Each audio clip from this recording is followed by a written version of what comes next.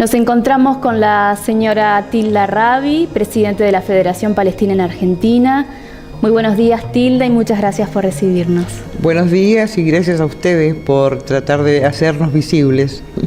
Es un placer, Tilda. Gracias. Tilda, queríamos preguntarte, en el día de ayer, Nelson Mandela, figura clave de la lucha contra el apartheid en Sudáfrica, cumplió años. Sí. Y se le realizaron numerosos tributos en todo el planeta. Pasaron 21 años de la abolición del apartheid sudafricano y sin embargo resurge este fenómeno con el muro de Israel en Palestina.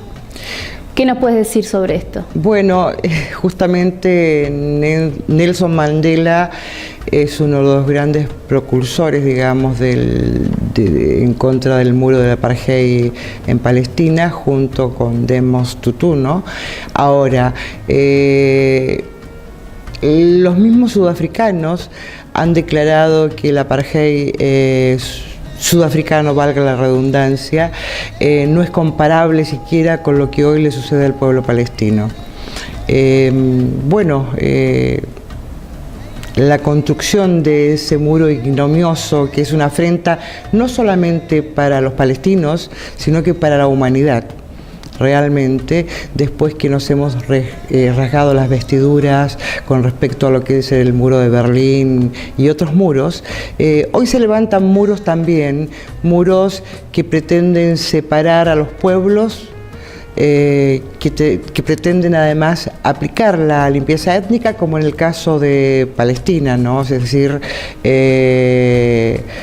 este muro lleva el sello, digamos, directamente de un genocidio sistemático, continuo, cotidiano, día a día hacia el pueblo palestino, que no solamente va oprimiendo sus aldeas y ciudades, sino que además les va arrebatando más territorio de lo que fue el territorio legítimo y histórico palestino, que eran 27.000 kilómetros cuadrados. Estamos hablando de 27.000 kilómetros cuadrados de la Palestina histórica, donde de esos 27.000 kilómetros cuadrados, Israel se apropia de casi más del 70% en su momento, cuando se constituye el Estado de Israel en el año 48, donde comienza nuestra Nakba, nuestra catástrofe, y después termina apropiándose del resto del territorio. El muro, vuelvo a repetir, es una afrenta y nos demuestra además el doble estándar con que se miden las cosas en el mundo, ¿no? Sí. Desde hace años el pueblo palestino sufre la opresión constante, la invasión en sus territorios por parte del Estado de Israel. Sin embargo, parece que la comunidad internacional no actúa. ¿La cuestión palestina está postergada? Y sí, desgraciadamente sí está postergada, y yo creo que la postergación es a propósito, por así decirlo. Es decir, Felicia Langer, una abogada israelí en su momento que se dedicaba a la defensa de nuestros presos palestinos dentro de Israel, decía: Israel es el portaaviones más grande de la zona de Estados Unidos, y tenía razón. Hoy Felicia ya no vive en Israel porque fue también amenazada y combinada, digamos, a retirarse, por así decirlo, como muchos otros historiadores y intelectuales judíos que han decidido, digamos, deconstruir el relato sionista fundamentalmente, ¿no? Sobre todo cuando se habla de que ellos llegaron a una tierra sin gentes. ¿Por qué Israel no acata las resoluciones de la ONU? Porque la ONU ha perdido inclusive credibilidad, es decir, no puede ser que haya un Consejo de Seguridad solamente con aquellos que han podido mantener el poder y que circunstancialmente le van entregando un puestito, por así decirlo, a algún país del tercer mundo. Yo creo que la ONU está perdiendo su razón de ser, porque está obedeciendo a intereses económicos y geopolíticos que tienen que ver más con el imperio y con las ansias de colonización, que lo que realmente significa ejecutar justicia, justicia para los pueblos. ¿Para usted Israel quiere la paz en Medio Oriente? No. Israel desde su conformación no está interesado en la paz. La paz significa un reconocimiento de un otro, de un par mío. Paz es una palabra vacía si no hay justicia. Y nosotros tenemos una larga historia, digamos, de atropellos y de sufrimientos, ¿no? O sea, cuando se constituye el Estado de Israel, son destruidas más de 531 aldeas, por ejemplo, más de cerca de 800.000 palestinos se ven obligados a emigrar, se convierten en refugiados. En el año 49 hay una resolución de Naciones Unidas, la resolución 194, que dice que los palestinos tienen el derecho al retorno. Sin embargo, los palestinos no pueden retornar, y es más, con la construcción de este muro, lo que quieren hacer es asfixiar día a día, cotidianamente, al pueblo palestino. ¿Existen israelíes que estén en contra de la política oficial de Israel y apoyen la causa palestina? Sí, pero desgraciadamente no alcanzan las voces, es una minoría de minorías, sí. Desgraciadamente. Sí, sí. Cuéntenos un poco qué está pasando en estos momentos en la zona de Israel y Palestina. Bueno, en la actualidad se siguen construyendo colonias en el West Bank, o sea, en la parte de lo que la gente conoce comúnmente como Cisjordania, donde se sigue apropiándose de los recursos naturales del pueblo palestino. Y bueno, la situación Israel-Palestina. Nosotros tenemos prisioneros, algunos todavía están en huelga de hambre. Uno de los más conocidos fue el del deportista, el futbolista palestino, que fue hace un tiempo, digamos, habilitado para volver a su hogar. En Israel existen diferentes condiciones que no son las mismas que se le dan a un ciudadano israelí con plenos derechos que a los palestinos. En Israel existe lo que se llama la prisión administrativa, que se aplicaba allá en la época del mandato británico y que no requería, digamos, por así decirlo, de un juicio justo. El juicio administrativo puede durar 4 años, volverlo a renovar y así, digamos, incontables veces. Es terrible, porque yo creo que más del 99% del pueblo palestino, y no me equivoco, ha pasado por cárceles de Israel. Entre ellos numerosos niños y mujeres.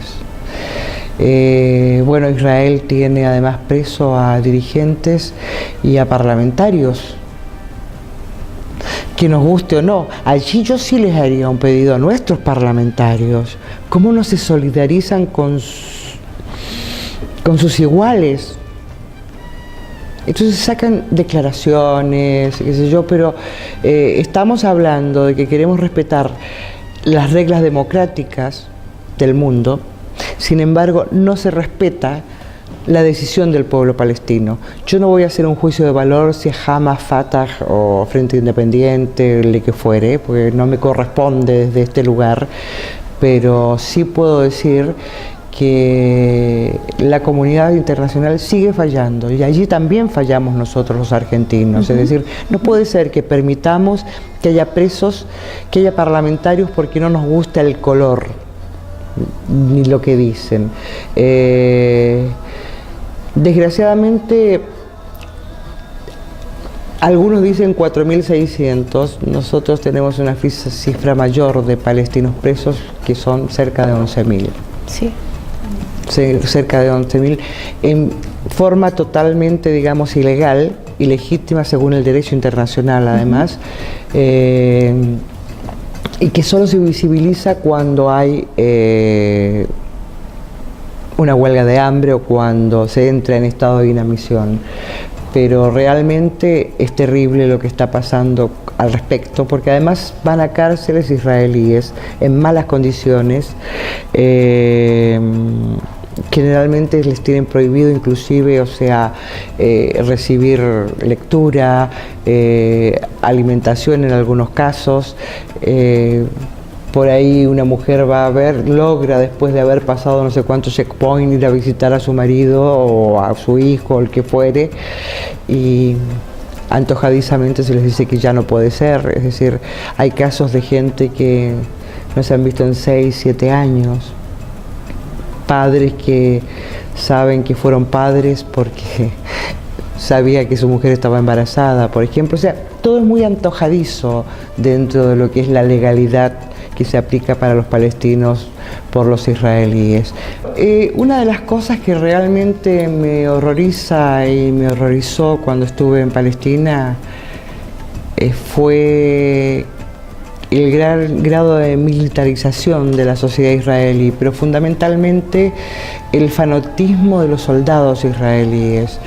Me horroriza, por ejemplo, que haya tanto latinoamericano, tanto argentino en los puestos de control. Gente muy joven que se maneja antojadizamente y por lo tanto también con mucha impunidad. Y eso tiene que ver con la concepción del sionismo ideológicamente, es decir, es como que aquel que no es judío es un gentil, es un ser menor, por así decirlo. Pero fundamentalmente me preocupa porque va enfermando aún más a su propia sociedad. Vos fijate que con los indignados dentro de Israel, yo no vi que ellos dentro de su indignación económica se plantearan la indignación por la ocupación. Salvo excepciones, los indignados en Israel les daría lo mismo, por ejemplo, irse a vivir a una colonia como lo hace su canciller, que vive en una colonia. El canciller de Israel vive en una colonia, es decir, en territorio ocupado. Entonces es muy preocupante esa instancia y es muy doloroso ver que son pocas las voces que se levantan. Hay soldados que se han negado y que hoy son punibles de algún tipo de sanción, pero no alcanza, no alcanza. Y sobre todo no alcanza porque además dentro de Israel se está intentando implementar leyes como por ejemplo el prohibir la memoria del Nakba. El Nakba es nuestra catástrofe, está prohibido hablar del Nakba para los palestinos, ese 20% que son ciudadanos de Israel, pero que son ciudadanos de tercera. Entonces, que además por suerte tienen prohibido hacer el servicio militar, porque el servicio militar es para la seguridad de Israel. Y bueno, y lo han demostrado las últimas acciones que han hecho también con los eritreanos, ¿no? Es decir, con los negros que han venido del África y la segregación que están sufriendo. Es decir, Israel, tal como es hoy, es un Estado totalmente xenófobo, que no reconoce a un otro y que se maneja con aspiraciones netamente coloniales. Entonces, yo creo que se merece una sanción internacional. En los años 95, 94, según los acuerdos de Oslo, la autoridad palestina iba a hacerse cargo, por ejemplo, de los recursos naturales y fundamentalmente de los recursos hídricos. Israel, desde el año 67, donde se queda con parte de las alturas del Golán, Líbano y Palestina, ha venido explotando, digamos, sus recursos hídricos y en la actualidad se siente y se ve una situación de demasiada asimetría y de donde además se sigue fomentando la colonización dentro de más allá de la línea verde, es decir, más allá de lo que serían las fronteras del año 67. Y paralelamente, después del 2008-2009, la famosa operación Plomo Fundido, Israel terminó de destruir, digamos, las infraestructuras hídricas que existían en Palestina, porque no nos olvidemos que en el año 2005, cuando Sharon en forma unilateral decide, digamos, retirar a sus colonos de la Franja de Gaza para encerrarlos aún más, destruyen casi toda la infraestructura, es decir, y todo lo que se logró después construir fue destruido por el Estado sionista, ¿no? Y hoy los palestinos gazatíes, desgraciadamente, tienen que sobrevivir como puedan con el tema del agua, porque está totalmente contaminada el agua en Gaza.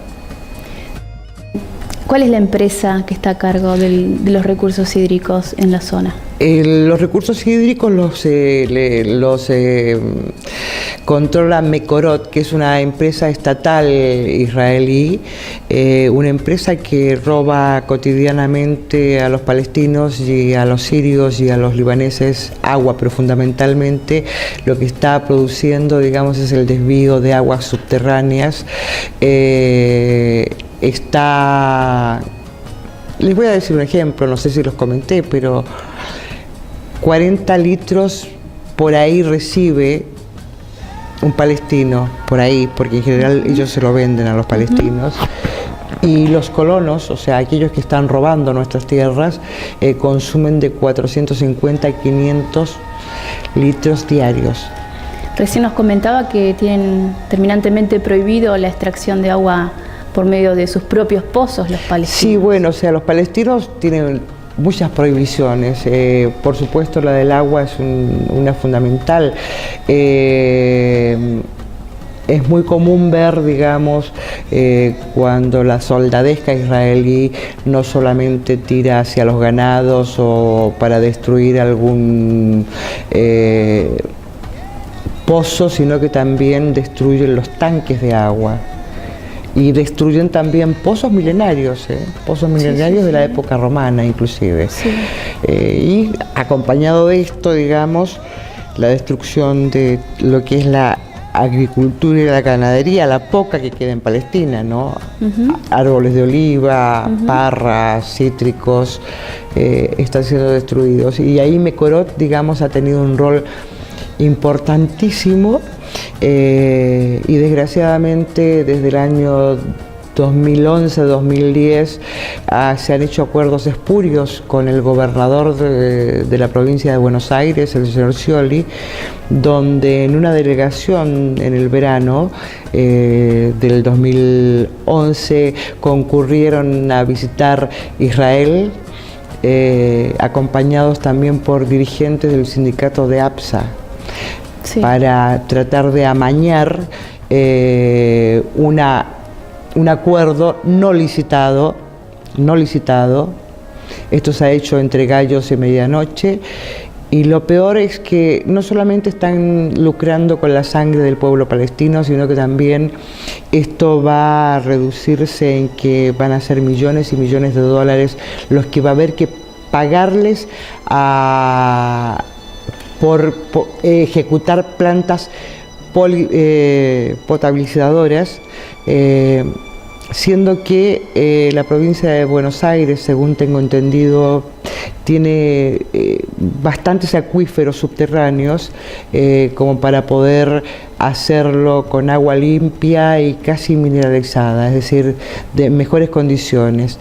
Esto también implica que no solamente Mekorot va a venir a poner una planta potabilizadora, va a traer laboratorios químicos, es decir, y realmente esto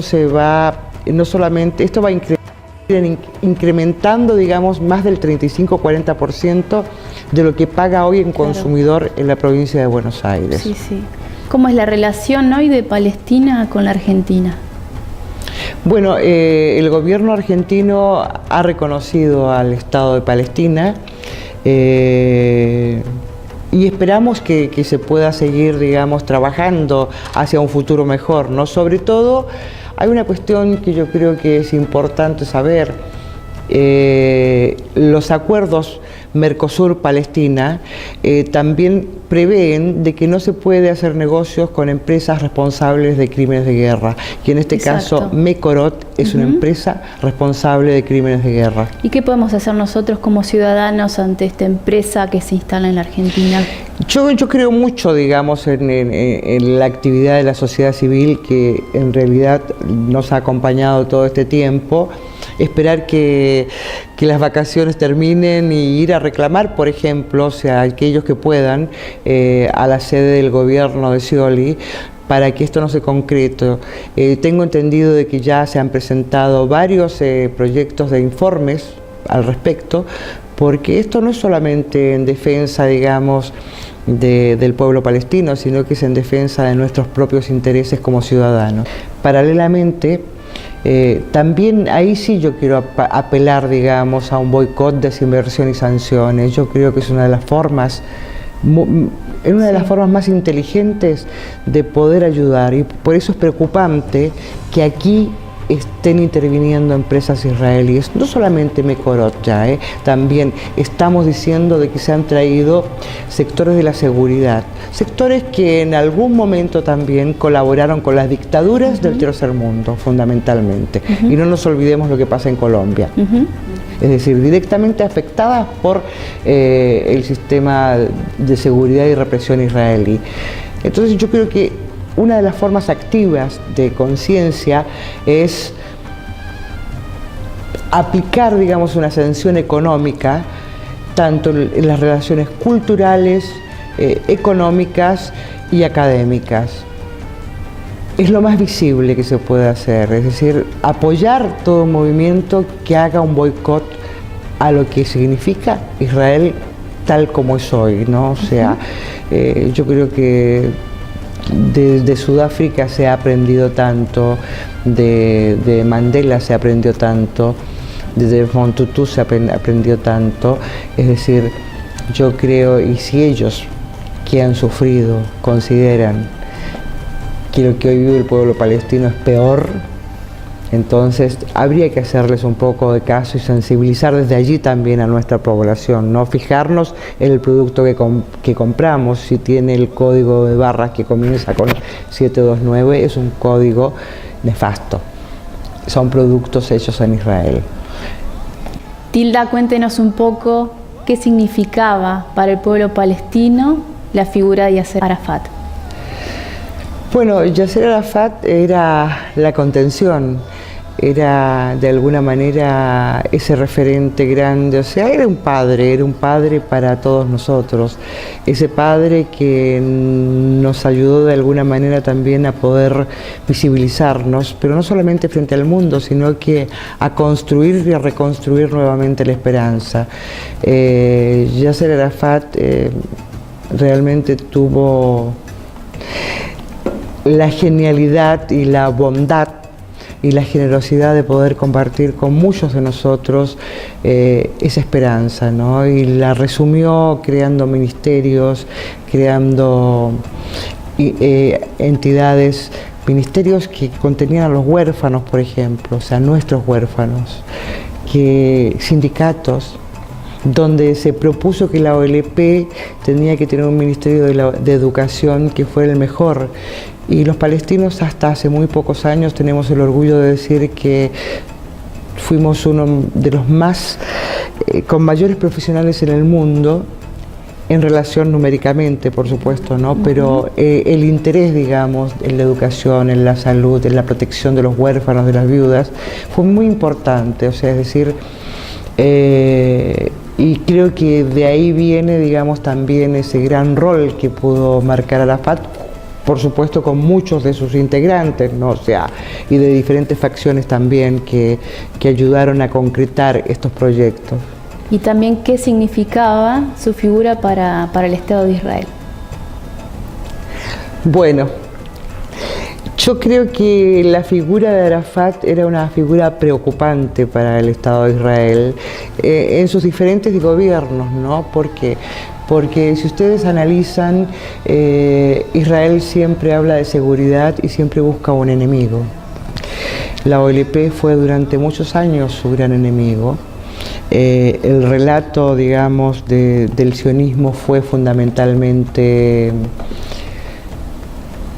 que tenemos que tener seguridad, y la seguridad no nos la da Arafat ni la OLP.